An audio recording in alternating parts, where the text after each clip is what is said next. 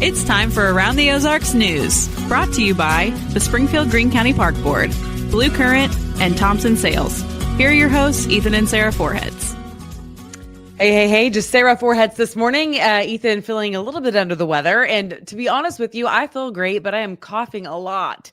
So you're going to have to bear with us this morning because there is a lot of news, a lot of stories, some of them that have made national headlines that we have continued to follow over the years.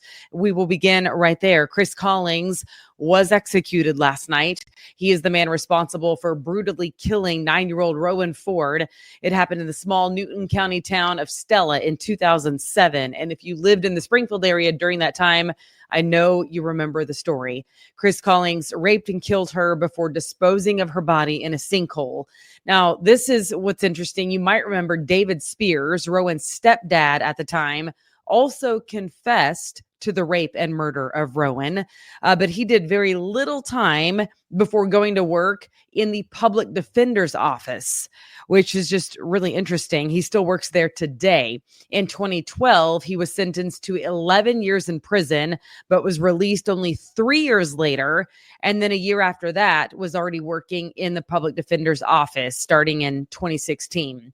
So while he was still on probation, he started working at the public defender's office. Just truly unbelievable. I can tell you from interviewing David, getting to know him over the time that I was there in Stella, in that community for days on end, he is a smart guy and a likable guy, because before you knew that he had confessed to that, you get to know him as a person before you find out that he too was an apparent monster with that confession. But ultimately, he pleaded guilty to child endangerment and hindering prosecution, but again, did very little time.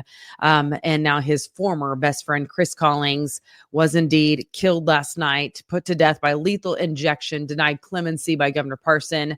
It's interesting because I actually talked to David Spears not that many years ago because I was still covering crime and I had to call the public defender's office.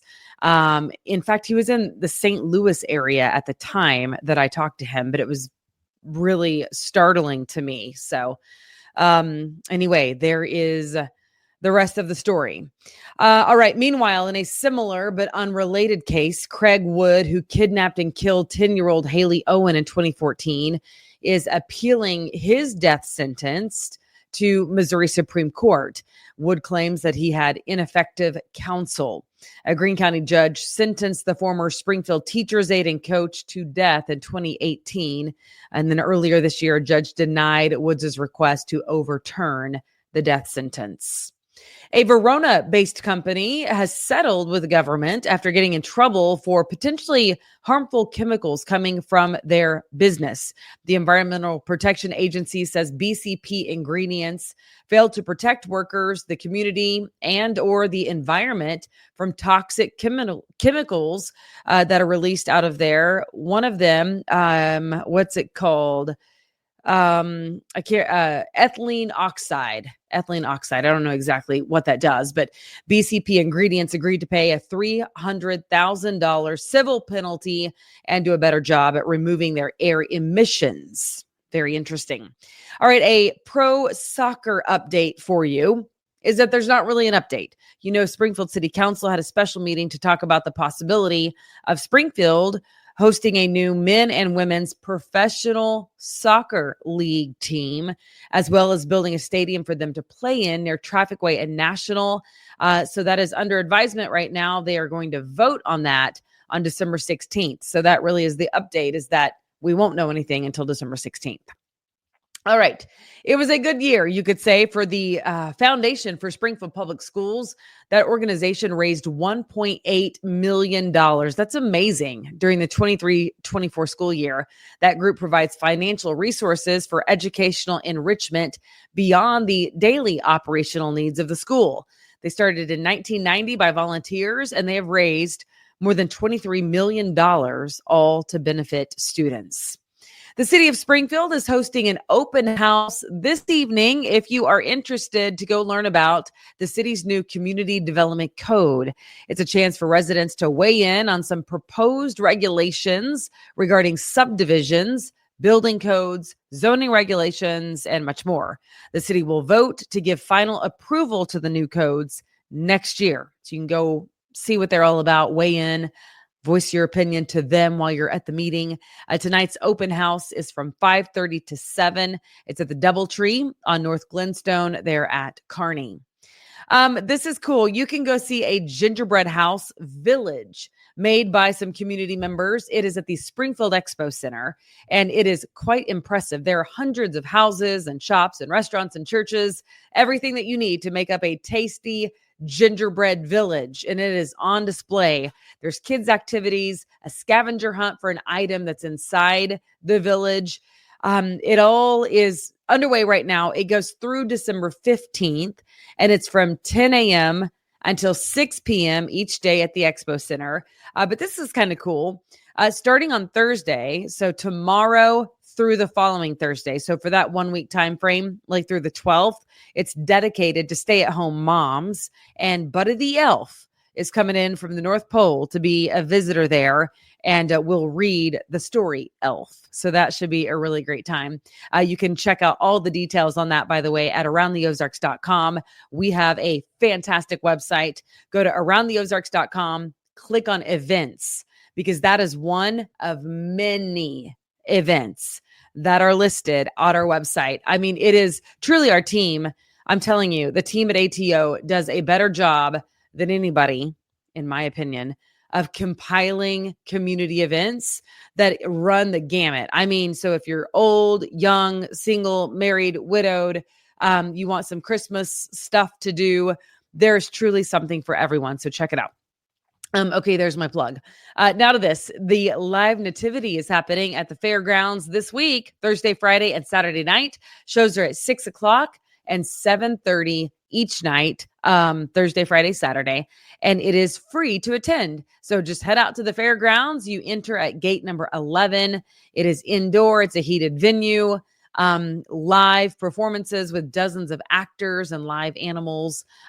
If you've not ever been to it, it is really, it's a great job. It's a great job, and it really will get you, understanding the reason for the season. All right. We want to tell you about our ongoing contest. There are two of them right now at aroundtheozarks.com. One of them is the Branson Bowl, and you can find tickets to the ball game. Somebody is going to win a pair of free tickets for when the Chiefs play the Texans. So go to aroundtheozarks.com, click on the Branson Bowl, make sure you're playing. That game is on December 21st. So it'd be a great Christmas gift because you win a couple tickets. You could either take your friend or gift both tickets to somebody for Christmas because the game's on the 21st. So perfect timing. Also, whoever wins will get some Branson official vacation destination for the Kansas City Chiefs, and for Around the Ozarks, you'll get some custom gear for that. So make sure you get registered, and you will need this, the keyword. This week's keyword is family. So go get registered today because we draw the winner tomorrow. We will announce the winner on Friday morning here on Around the Ozarks. All right. And then our other contest happening also right now is Deck the Ozarks. You can submit a picture of your Christmas decor, and we, our listeners, vote on the best one, and the winner will get a 4-pack yearly pass for 4 different people, yearly pass to Wonders of Wildlife, which is phenomenal, plus a $100 gift card to Jim's Steakhouse. So check it out right now. Play in our games, honestly, because they're fun and they're really good prizes. So somebody's got to win. Might as well be you. All right. Hopefully my husband, my better half, for sure that is the case. He is the better half. Hopefully he's feeling better by tomorrow. So hope to see you then. In the meantime, I so appreciate you listening and watching, and hope you have a really, really fantastic Wednesday. All right. Bye-bye.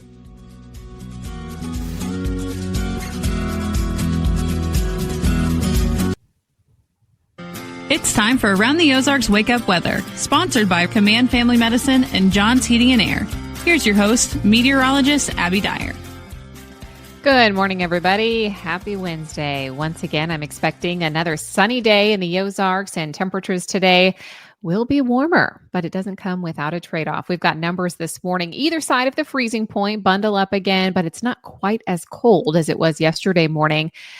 Tonight, though, we get back to the wind chill values near the single digits. So this is kind of a brief warm up in the middle of the forecast this week, and then we'll head back downhill tomorrow. What does come today with the forecast, I already alluded to that wind in the forecast. It's out of the south today. So combine that with sunshine, and we're actually in for a nice warm afternoon in terms of temperature. I've got numbers that are back into the 50s this afternoon. It is going to feel nice and warm, especially compared to what we are used to. Numbers, as I mentioned, starting near the freezing point. So you need the winter coat this morning, add a pair of gloves, a hat, more sunshine in the forecast today. You might want to grab the sunglasses if you're heading out the door right now too. They'll come in handy as soon as the sun comes up on this morning drive. I expect the sunshine to stay with us all day, and we stay rain-free in the Ozarks through much of the weekend. I am expecting that we see a stretch of dry days here, so not a whole lot in the way of precip. That's welcome news for many of our northern counties that got some of the snowfall over the weekend and saw some snowflakes even to start this week. We are now entering a more tranquil pattern for a couple of days, but it does come with some ups and downs in terms of the temperature. Another cool down expected tomorrow behind a cold front, and it's a blast of cold air. So we are waking up near the freezing point right now. Well, if you step outside and feel the air, this is what it's going to feel like tomorrow afternoon. It's going to be another bitter cold day on Thursday, and then temperatures recover a bit for Friday and Saturday. Bit of back and forth here in the forecast, and that's just the nature of this as we head through the rest of the week. Today, winds strong and out of the southwest ahead of this next cold front. They'll be gusty too. I have gusts to 35 miles an hour. It is going to be a strong wind out there today with the highest gusts along and northwest of I-44. I have the highest wind gusts tonight through the middle of the day today, and conditions are likely going to stay breezy even late tonight. And with temperatures dropping back into the teens, this may mean wind chill values in the single digits for Thursday morning. It could be another really cold start on Friday morning. So we've definitely got some Arctic air in our forecast. It will be warmer by the weekend. Highs recover back into the upper 50s by the time we get to Saturday. And then late in the weekend into early next week, I think that may be our next best chance for some precip across the Ozarks. Temperatures at this point look warm enough to support the rain. I'll be keeping a close eye on that. Around the country, what's making headlines? It's freeze warnings for our friends in Florida. We are not the only ones getting the blast of cold air. It's folks down south too. Arctic air is also bringing incredibly cold temperatures to the eastern half of the United States. And we've also got this very strong Clipper system moving through much of the Great Lakes region. That's going to provide gusty winds for our friends up north.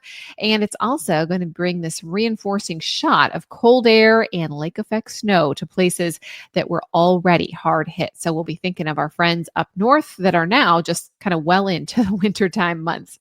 Here's a look at the Around the Ozarks Wake Up Weather Brain Twister trivia questions. One of my favorite Christmas movies. What's the name of Rudolph's girlfriend in the Rudolph the Red-Nosed Reindeer television special? And the options that I gave you yesterday were A, Ginger, B, Clarice, C, Daisy, or D, Pepper. And the correct answer is B, Clarice. She is Rudolph's adorable girlfriend. You know, she's got the little pink and white polka dot bow, those eyelashes. She just charms Rudolph all the way. She is Rudolph's reindeer girlfriend, and she first appeared in 1964 in the animated cartoon. She was not originally written into the book. They added her for the show. But also Clarice, actually a character, I should say, similar to Clarice named Zoe, does appear in the 1998 film Rudolph the Red-Nosed Reindeer, the movie. And she also makes a cameo in Frosty's Christmas in July. So people liked her so much, they had her show up in multiple spots. Congrats if B, Clarice was your guess. Here's your next chance to win. In North America, wild reindeer are referred to as what? Do you think they're A, elk, B, moose, C, caribou, or D, deer? You can submit your guess. That's at aroundtheozarks.com. Thank you so much for listening this morning. I hope you bundle up and have a nice day today. It will be windy, so don't be fooled by the warm temperatures. If you were thinking, hey, I'll get up on a ladder today, numbers are in the mid-50s, just know the wind is going to be very strong. I'll be back tomorrow morning. We will talk more about those bitter cold temperatures expected on Thursday, and I'll have another preview of the rain chances. Thanks so much to John's Heating and Air and Command Family Medicine for sponsoring Around the Ozarks Wake Up Weather.